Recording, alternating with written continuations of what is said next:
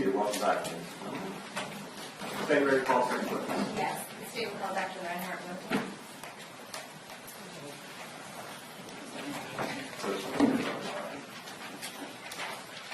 You solemnly swear or affirm that the evidence you're about to give will be the truth, the whole truth, and nothing but the truth. I do.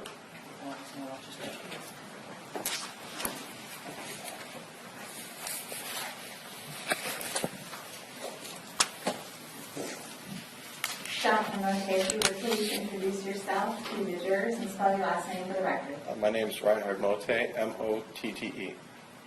And what do you now do? As of November 30th, I'm retired, but I still come back on my old cases. I work for Palm Beach County as a forensic pathologist. I'm a medical doctor who specializes in forensic pathology, so that's death investigation, more like the CSI type of stuff you see on TV. Now, you said you were retired in November. How long were you a medical examiner? In Florida, where I've worked full-time since July 1st, 1997, I was in Palm Beach 11 or 12 years. I'm 60 years old, and there comes a point in this retirement system that we have where I'm out at 60 or lose a lot of money. So I'd rather take the money and keep coming back and doing these cases.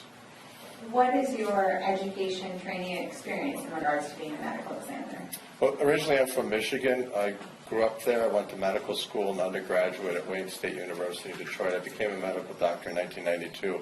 And then I spent several years at St. John Hospital Medical Center on the east side of Detroit in the area of pathology. So pathologists are the doctors who study disease.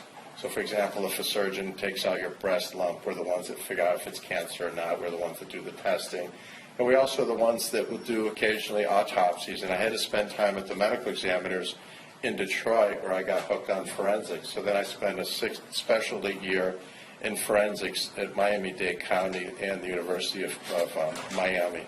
But I've been a qualified medical examiner in Florida since July 1st, 1997. I've done 5,298 autopsies and about 2,300 or so just examinations in 25 years of doing this. And what, you say forensic pathology, what, and you spoke of autopsies, what's an autopsy? An autopsy is a medical procedure. It has two parts to it in general. The first part is just examining the person as is. They may be nude, they may be fully clothed, just as they are. And then the second part of the autopsy is where I turn surgical instruments, medical instruments, and I open the person up. I look on the inside and I dissect them. I look for any kind of trauma, anything that's unusual. I try to anticipate, if it's a criminal case, questions that both sides will have for me in a court of law. And also look for trauma, also take samples for drug testing and things like that. But you look on the inside and try to figure out how a person died. Is one of the things you do as a medical examiner in conjunction with the autopsy try to determine the cause and manner of death? That's one of my responsibilities. I have an administrative responsibility. Just like when you're born, you get a birth certificate. That's filed with the state. When you die, a doctor has to fill out a death certificate to certify your death for the state. So yes. And in regards to individuals who aren't ill and are being cared, as the Palm Beach County medical examiners often called to sign those death certificates if a person isn't ill or under a doctor's care. Yeah, there's a Florida law that defines what kind of deaths I have legal jurisdiction over. So out of the 15,500 or so people who die in Palm Beach County every year, maybe 2,000 of those are medical examiner cases. And in regards to medical examiner cases, do those always necessitate or require an autopsy? No, not every single one. And so when you spoke of, in regards to the observations and circumstances, are there cases where you just are able to sign the death certificate without doing an autopsy? That's correct. Old person who's got a doctor in New York and they're visiting here, a lot of snowbirds in the summer, but you can't tell it's summer right now. Their doctors are in New York, they can't sign a death certificate. So I'll examine the body, make sure there's no trauma. The police will report that there's nothing suspicious. They've got a history of heart disease, for example. Then I can just sign a death certificate and release her to the funeral home. Yes, they are. At this time, I believe without objection, the state would enter into evidence states 156 through 163, 164, A through D, 165, A through B, 166, A through E, 167, A through C, 168, A through D, 169, A to B, 170, and 171, A to B. No objection. All right, unanimous without objection. Did, Dr. Motte, in regards to an individual, a deceased individual named James Berry, were you the one who conducted the autopsy of Mr. Berry? Yes. And was that given as his case, his autopsy, given a specific case number with the medical examiner's office? Yes, it was 16-1798. And you spoke of body diagrams showing you 156. Is this one of the initial body diagrams that you did when you conducted the autopsy of Mr. James Berry? Yes, it's the initial body diagram we use. Do you yourself, in this case, based on injuries, did you do multiple body diagrams? Yes, I did. What I try to do is I try to clarify it so that not just doctors that read this, but attorneys as well look at these things. So I try to write it or put that together and try to make order out of chaos so anyone can understand it. And we spoke of James Berry and the case number. Is that all reflected on this body diagram? Yes, it is. In the initial, and I know that you talked about some of the initial things that are done, is height and weight, is that something that's standard in an autopsy? Yes, it is. And as to Mr. Berry's height and weight, what was that? The technicians measured him at 5 feet 9 inches and weighed him at 129 pounds. And then, are you given an age of the deceased as well? He was 21. Now, in regards to the initial autopsy, before you conduct the internal aspect of your autopsy, did you make observations of Mr. Berry's body and any injuries? Yes, I did. What did you observe about Mr. Berry? Essentially, he had 7 stab and incised wounds. So a stab wound is something that goes in deeper. An incised wound is one that's more superficial, longer on the outside than it is deep. And out of those 7, only one of them was lethal. And you spoke of one lethal. In regards to the 7 stab and incised wounds, did you look at them and evaluate them individually? Yes, I did. And they were photographed by the tech as well, and then I made body diagrams. In regards to this body diagram that we see, some of the notations are those ones that you did of the stab wounds that we could see on this initial diagram. A couple things, I did make some notations on that diagram. There are more detailed ones coming up. In relation to the lethal wound, where was the lethal wound on Mr. Berry? It was on his upper left chest area where the knife came in, and it hit clavicle, which is this big bone right here, and the first rib. And then it hit 2 blood vessels that were about the size of a number 2 pencil in terms of diameter. So about the size of a number 2 pencil, and then it hit his lung as well. And then there's a lot of blood that bled from there. Blood filled up in his chest cavity. Blood also leaked out of the body. Now, in regards to the injuries, when you first observed Mr. Berry, does he have his clothes still on? Yeah, he's fully clothed. I mean, he is taken from the scene itself. We had an investigator that goes to the scene. He's put in that sealed black body bag as is, so whatever's on him or in his pockets stay with him. And I know obviously his clothes are removed and he's washed, but do you have the opportunity to also, in comparison to the wounds, look at the clothing and see if the wounds are consistent with the clothing that he was wearing? Yeah, I do. So if, in this particular case, he's wearing a dark shirt, he's got a stab wound on the left upper chest, but there's also a corresponding or correlating cut in the shirt overlying that stab wound. Now, as part of, in addition to the general diagram, do you also do autopsy photo where you just identifying Mr. James Berry associated with that case number so that you're, any other pictures that correlate with that case number are attributable to this individual? Yes, we're actually required to do an identification photo for identification purposes so that techs try to make them look as presentable as possible. Thank you. I was going to say that. Yeah. Now, first, you spoke, and we'll start with the lethal wound that you were speaking of, the stab wound in the chest. Is State's Exhibit 157, is that the diagram that you did in regards to the stab wound in the chest? Yes, it is. And in regards to this diagram, if you do have a pointer, you need to step down, but I think that this one's clear. This dark mark right here, is that the stab wound you described? Yes, it is. And what are you demonstrating to us in this diagram? Just the location of the stab wound, and then all the other things are notes that are associated with it. So he's 50. The stab wound is located 53.5 inches above his heels. It's 2 inches left of the anterior midline. So right here, it's just 2 inches over. And then I describe more details of the wound itself.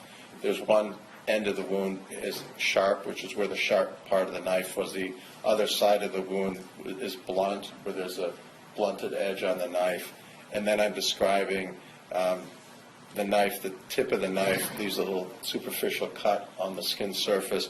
And then I get into the details of what it hit on the inside. It hit his clavicle, the bone, it hit his rib, and then it hit the important parts were those 2 blood vessels I mentioned and his lung, and then the bleeding that's associated with it. You'll see it there. It says 1150 cc's.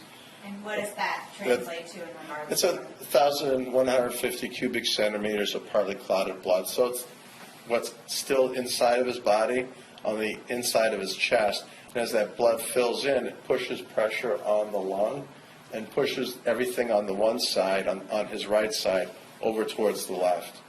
Now, in regards to the clothing, you said that the clothing on the shirt was consistent with this wound that you saw. Yes. In regards to the injury that was sustained, in regards to this, did he retain a lot of the blood loss inside his body? Is that what we're seeing with the 1150 cc's? Yeah, that's the blood that we were able to measure that was still inside his body when I did the autopsy. And is that a significant amount of blood? Yes, it's a lot of blood. And in regards to the pale kidneys, is that also demonstrating his loss of blood?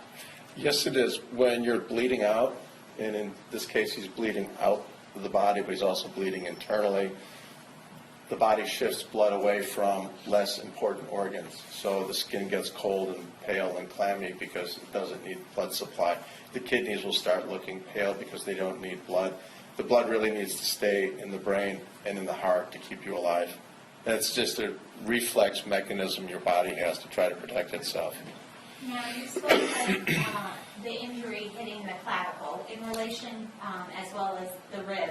But is the clavicle a strong bone? Yeah, where you've got the clavicle and the rib coming together, it's of all the ribs and bones, and we open up the chest, those are the most difficult to cut. They have the most resistance. Now, in regards to that, if someone were to hit that, would it be possible that the knife that they were using would bend? It could. I've seen that only once before, but yes, it could.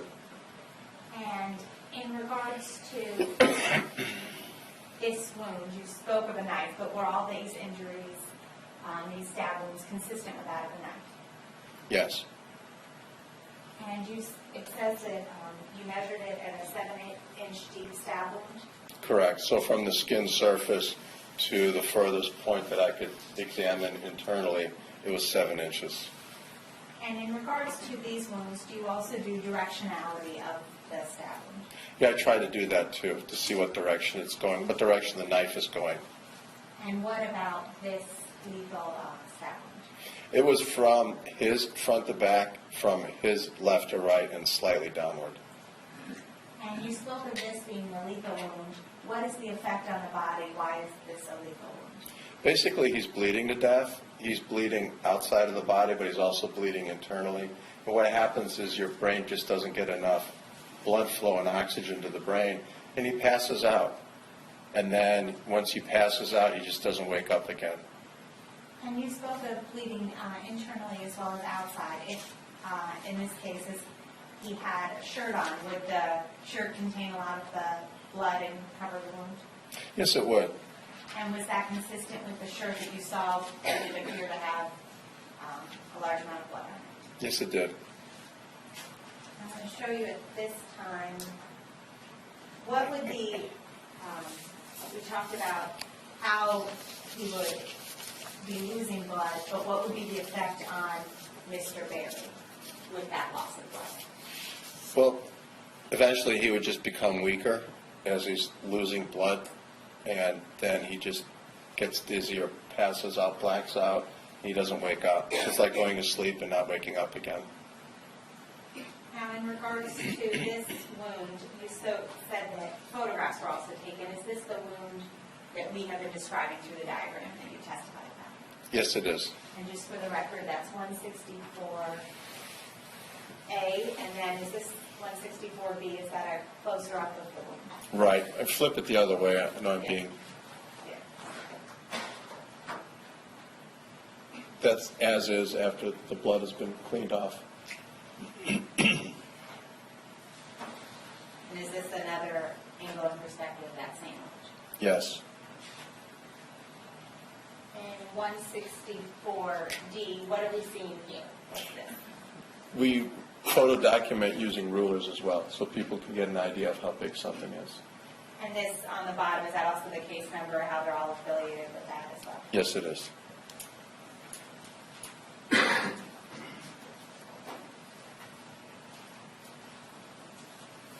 Now, as you continue, you've found a lethal stab wound. Do you continue evaluating Mr. Berry's, all of his injuries? Everything, top to bottom. Even if, even in the circumstance if they don't appear to be lethal, is that still something you document? Yeah, I still have an obligation to document everything, just as is. In regards to State's Exhibit 158, was there also a stab wound on Mr. Berry's abdomen? Yes, there was, and you can barely see it, but there's this little black mark right there. And then, in more detail, I wrote this little triangular shape, and you'll see photographs of that as well. And what type of injury was this? That was non-lethal. It was a stab wound of his abdomen. It just went into skin and fat. But it's still a stab wound, so just a little tip of the knife a little bit. So is that still consistent with a knife? Yes, it is.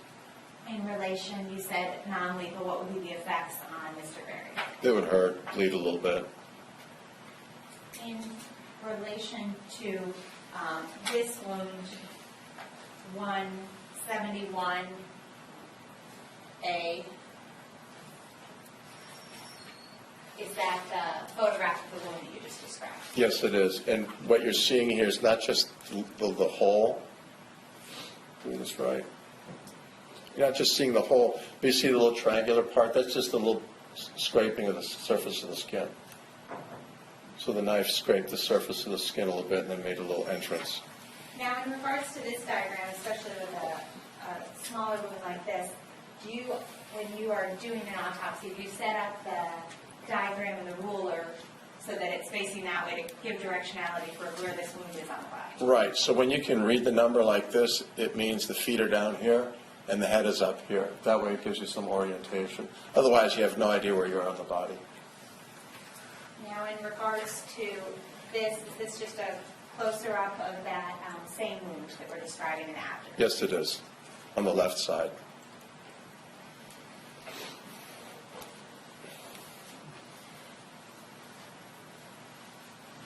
Was there another injury on the front of Mr. Berry's body as well? There's one on his thigh. And did you examine that as well? Yes. Just, showing you 159, is that the diagram in regards to the stab of the thigh? Yes. I'm laser pointing it right there. And that's on his right thigh. That's correct. What did you notice about this injury? Well, there was a correlating cut in his blue denim pants right over this. Again, it's not lethal. It just went through skin, fat, and muscle. So the same blood and pain. Yeah, a little bit of bleeding and pain. And in regards to the measurements, is that what we're also seeing on the diagram? Yes, it is. Is that the 1 inch deep and 2 millimeters? Correct. And in regards to states 156, first A, that the thigh injury that we've been discussing in the diagram? Yes, it is. And 165B, is that just the closer up in relation to the diagram in the ruler? Yes. Was this injury to the right thigh also consistent with the knife? Yes.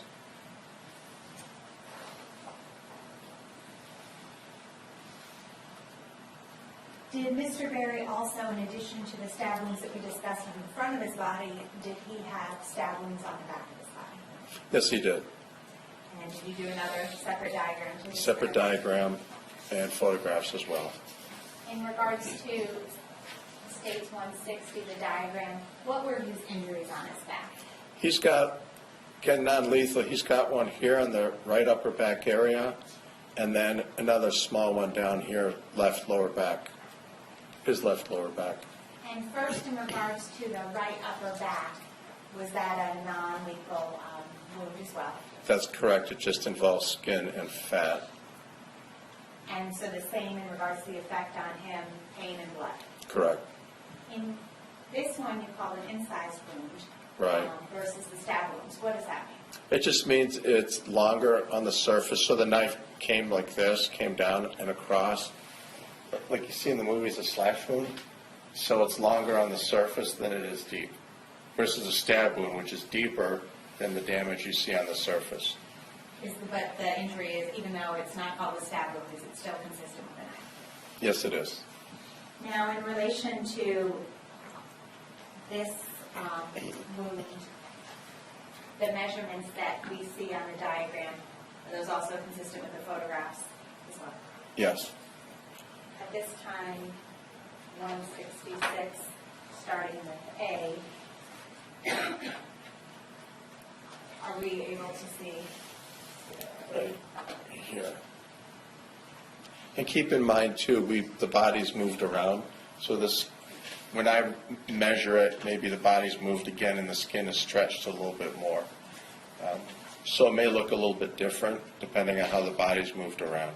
But in this case, it's just this one right here. And in regards to 166B, is that a closer up of that same wound? Yes, it is. And same in regards to 166C? Correct. And you also have, we spoke of the right upper back, but the stab wound on the left lower back, what did you observe about that? There's just another stab wound here as well. And that was just skin and fat. So same blood. A little bit of pain and some blood. In regards to that injury, was it also consistent with the knife? Yes. 166D, is that the injury? Yes, this little thing I'm circling with the pointer. And we see a little discoloration of his body. Is that based on the blood loss? This is after color changes after death, if that's what you're referring to Yes. right here. Yeah, those are normal after death color changes. That's going to happen to all of us. Yes, so that doesn't correlate with the wounds. That's not a wound. No, it's not a wound, it's not a bruise. And in regards to 166E, is that just a Close-up, of that correct. same stab wound? That's correct. And that one was 3 millimeters long and 5 millimeters deep? Correct. The directionality of that, was that something you were also able to determine? The best I could do is just from his back to front. And when you mean back to front, are you talking about beginning from here and then going to there? As if you were stabbing into the screen. Okay.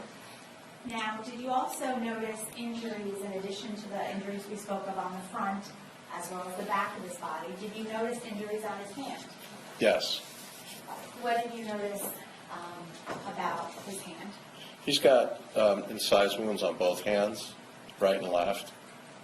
And are those consistent with your training experience with defensive wounds? Yes, they are.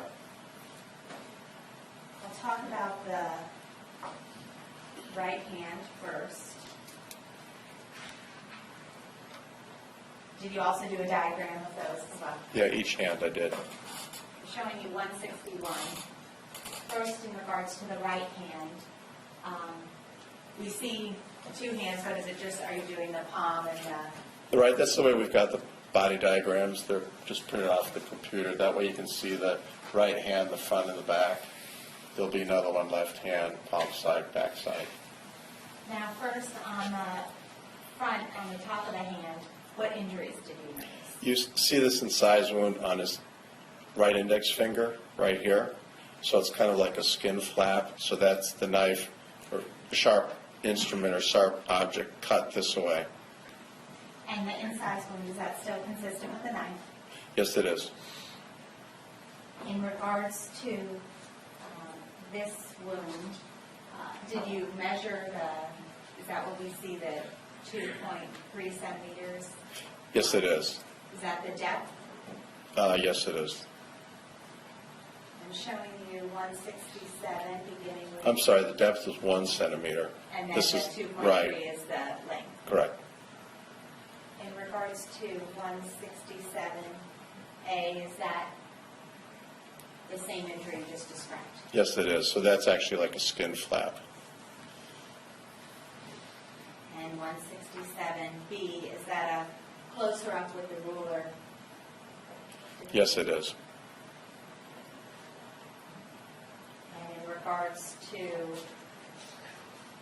167C, I see that you're holding the finger. What are you doing in it? The other thing we do with incised wounds, stab wounds, is we bring the wound edges back together again. So you saw earlier the chest stab wound is kind of wide and gaping, but it's really not like that. It's wide and gaping because all this tissue is contracting from being cut. So what we do is we put the wound edges back together again and then examine the injury itself to look for any kind of clues or details. So these are my gloves anyways, I can tell by the color. But I'm holding the skin edges together to see if there's any more detail I can get out of the wound, that's all. Now, in regards to also the top of the hand, did you notice anything else on the top of his right hand? Right, I described this 8 centimeter long incised wound, and I also mentioned skip area. So you see on the back of my hand, it's not perfectly flat or not perfectly smooth, it's a little bumpy.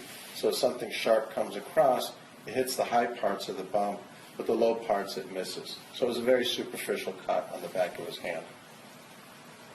And I'm showing you 168, starting with D. Are those some of the wounds that you described? Yes, it's a little hard to see, but you can see this. Here's a little bit.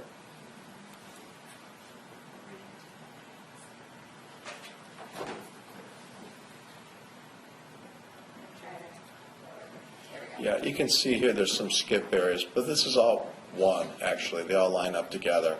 And then the lower parts, the knife or the sharp instrument doesn't hit the lower parts. Now, when you talk about how these all line up together, is this injury consistent with the knife going from there to there but not impacting in that area? That's correct. So it's not hitting the skin in the areas where it's skipping. And would that be consistent with a person moving, trying to move during that? In this particular one, no. I mean, all it is consistent with the knife coming across a surface that's wavy like this, so the knife only hits the tops of the waves. It doesn't hit the bottoms. It just doesn't go in deep enough. And in relation, so that would be, it's just that this part, it's not broken up, it's that the fact of how a person's hand is, it's not a flat surface. Correct.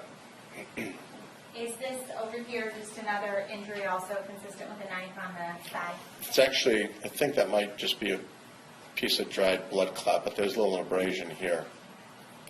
And is that what we could have noted in regards to this oval? Yes. And 168C, is that just a closer up of showing us that area? Yes. And 168B, is that the oval abrasion as well? Yes, it is. And D, on the right right hand, just on the, Yeah, just another abrasion. so the other abrasion on the same right hand. Correct. Now, were those wounds, the incised wounds and the abrasions, were those all consistent with the knife? Yes. And obviously, none of these wounds on the hand were lethal. No. Same in regards to the other non-lethal wounds, blood and pain. Correct. And you said that you did a diagram of the left hand that we're seeing in 162. Yes, it is. What were the injuries that you observed on the left hand? There was an incised one on his left pinky finger, and then he's got another one on the back of the left hand here. And incised for the finger that we see, the pinky finger, is that what we're seeing in 169A, Yes, it is. as well as 169B from the other angle? Right here, yes. So from the palm and then closer up with the finger. Correct. In relation to that, was that wound consistent with the knife? Yes. And same in regards to, obviously, non-lethal. Correct. And on the left hand on the front, you spoke of it, but what are we seeing in 170? We have an incised wound there as well, and it's got a little, we call it tail on it, but yeah, right here. Oops. And incised wound still consistent with the knife? Yes, it is. You said it has a little tail on it. What do you mean by that? It's just one edge right here that's just as the knife is coming across, very superficial. We call that a tail, just a little, almost like a paper cut. This little area where it drags off on his finger? Yeah. And in regards to that, does that also have to correlate with the fact that it's not a flat surface, your hand? That too, and the fact that the knife is just coming out. But yeah, it's a curved area.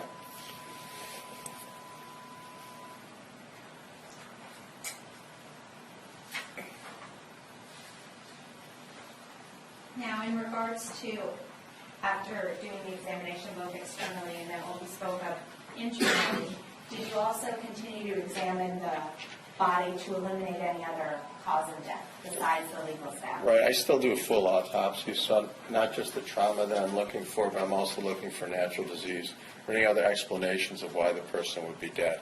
And then, of course, take samples for drug testing. In a homicide, I'm obligated to do drug testing. Now, in regards first to the other causes of death, did Mr. Berry have any other illnesses or issues that would have caused his death? No. Was he otherwise healthy besides the stabbings? Yes, he was. In relation to the stab wounds, we spoke of them, but are they all recent injuries? Yeah, they're all fresh. And are they all, each one that we've spoken of, the 7 different stab wounds or incised wounds, are they all at around the time of the step, the fresh? Yes, they were. And you spoke of toxicology. Did you do toxicology as required in this case? Right, that gets sent out to an outside laboratory. And what were the results of Mr. Berry's toxicology? Caffeine. No drugs of abuse.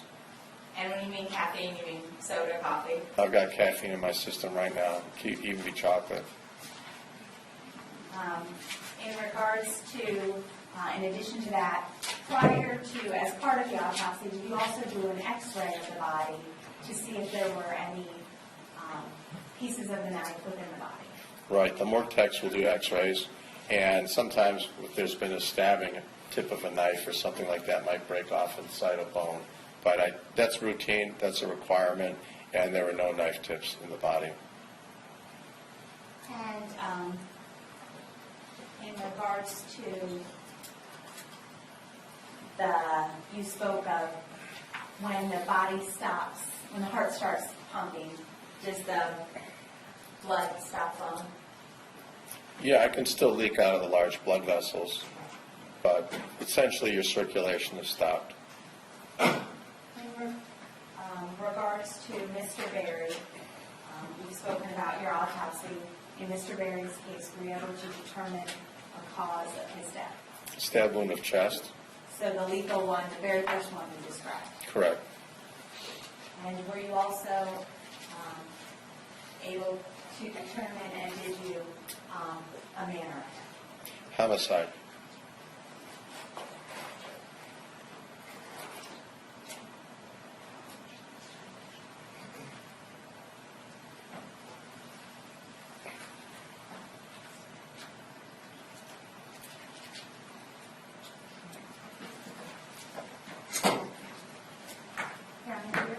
Good.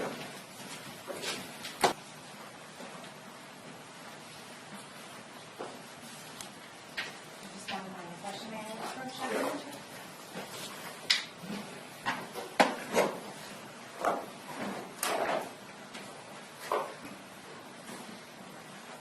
And Dr. Motte, we spoke of all of the injuries being consistent with the knife.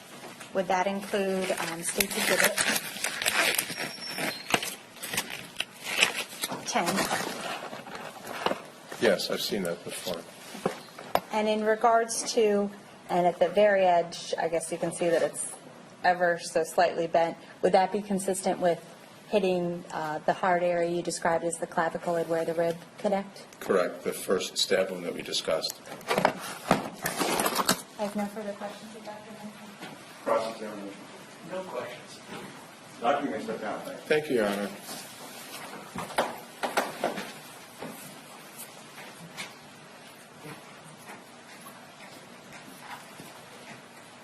Additional evidence? At this time, the state rests. State rests, all right. I'm going to ask you to step into the jury room for just one moment. We'll bring you out as quickly as we can. Thank you.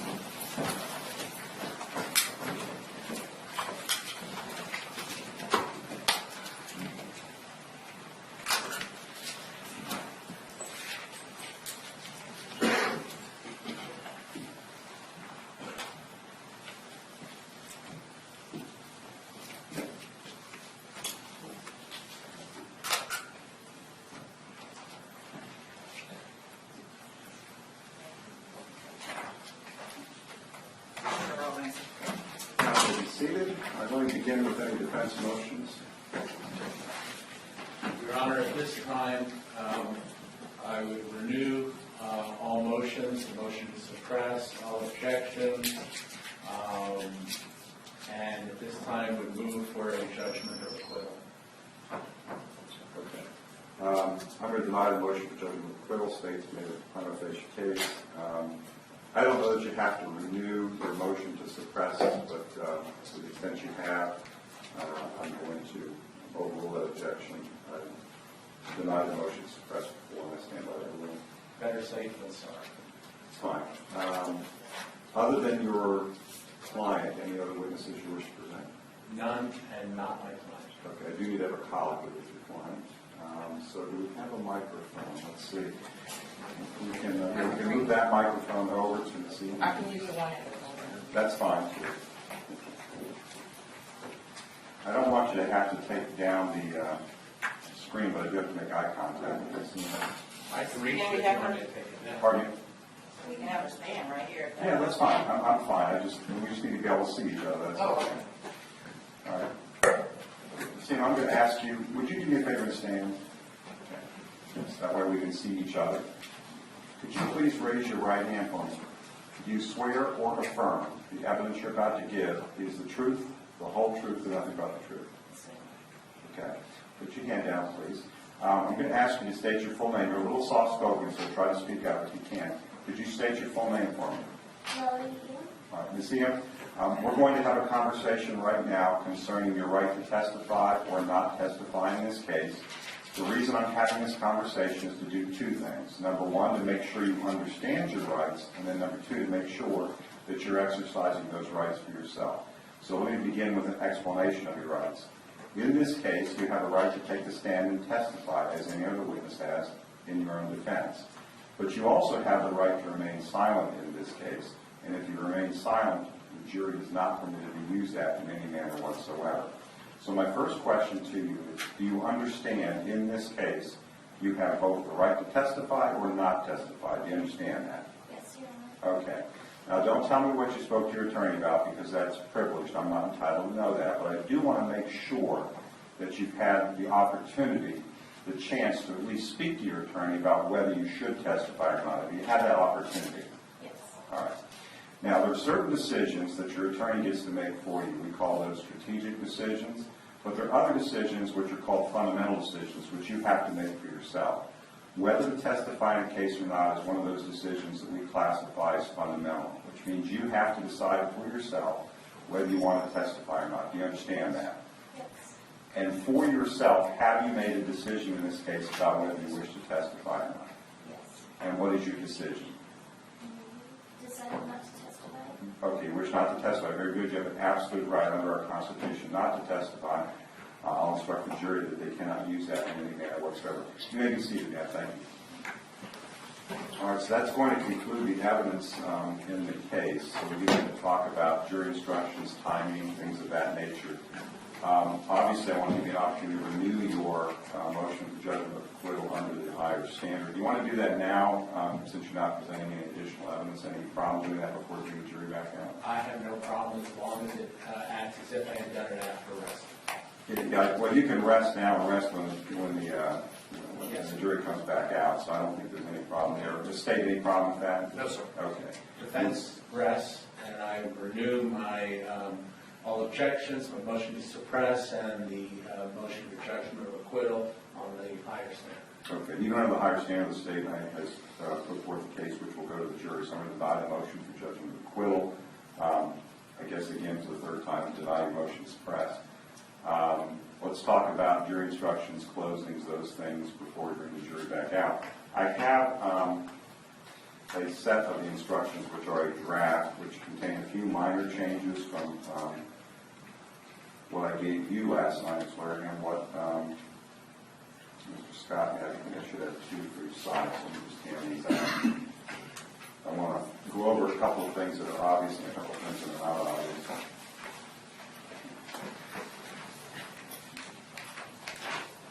Actually, I got three. Do you want one back? No, like Jay, we usually have two defense counsel. We usually make three for defense and two, but we don't really need that. You can hang on to it. First of all, let me ask this general question. Were there any changes that you saw or requests the defense has to the jury instructions before I get to my specific questions? None whatsoever. Okay. Page 5, weighing the evidence. We have all 10 of the factors in. We need all 10. For example, there's been no general reputation testimony for dishonesty. 9, no one who's been convicted of a felony has testified. I guess the question is, first 5 are standards, 6 through 10 are evident dependent. What do you want in here? Your Honor, it would be the state's position that 6 to 10 do not apply. However, I will defer to You'll the defer to defense defense. counsel. Yes. Claire, what would you like in?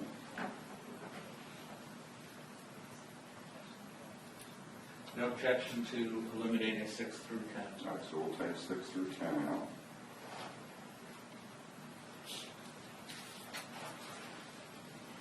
Okay, defendant becoming a witness, obviously I bolded that on page 6. We're going to take that out. I'm going to take the bold off, defendant not testifying. I added something for discussion purposes because it was not requested or given at the time that the CM statement was published to the jury. Normally, in addition to the editing statement, we do give an instruction with respect to law enforcement statements, which is usually given contemporaneous with the publication. It wasn't requested or given, as I recall. We want to put that into the final instructions. Defer to defense. Yes, sir. Okay. So that's the standard there. You've heard recorded interviews that contain opinion statements. That's just the standard instruction for law enforcement. So we'll put that in.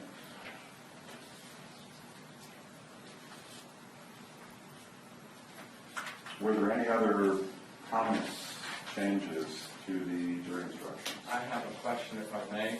Okay. Am I in any way limited in what I can say about the voluntariness of the statement now that the state has recalled Officer Oliver? Let me ask the state their position, and I'm going to then give you my ruling. It seems like that door's been opened at this point. Well, voluntariness is always an issue. That's not the issue. Voluntariness is always an issue. So you can always comment on the voluntariness. Right right to counsel, everything, free for all. Well, I wouldn't call it free-for-all, but I would say that the right to counsel was raised as an issue. So, if you're talking about in the context of voluntariness, yes. If you're going to get into a legal argument about whether there was an entitlement, then I think we're opening up a can of worms. It's not.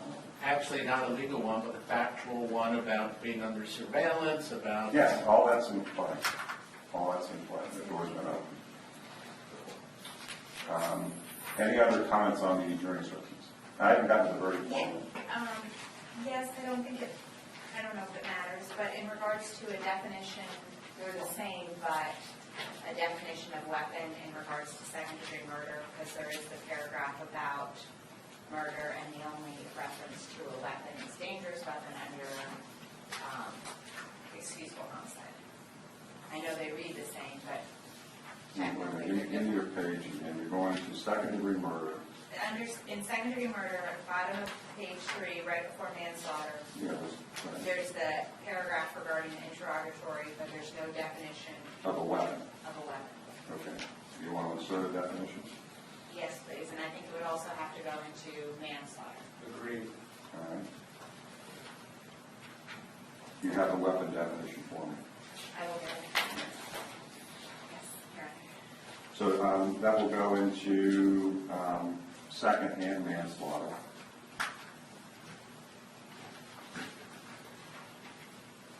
It reads almost the same as the deadly weapon, but it's slightly different. All right, I also have copies of the verdict form. I'll try to get the verdict form out of the page. So if you want to get copies, you can use that.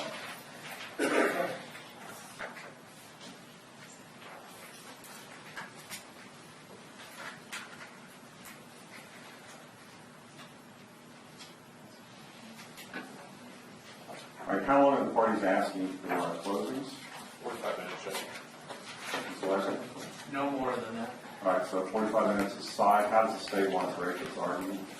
25 and 20. 25 and 20. State, where do you want your mornings? I'll take a 5 and a 2 and 5. As the last, I'm in. 5 and 2 on both. Mr. Ware? A 5, but I don't think I'll see it. Okay, fine. All right. I've got two choices here. I could take a couple of minutes, get these instructions done, bring them out, and leave them in there until they're done, and then proceed with the closings, or I could give them a short break downstairs while I do the jury instructions. It won't take me long to do the jury instructions, though, so maybe we just keep them here. Court's pleasure. You guys ready to go, otherwise? Yes, sir. Give me a couple of minutes, and I'll get the instructions finalized. We'll be recessed for a couple of minutes. Court may recess.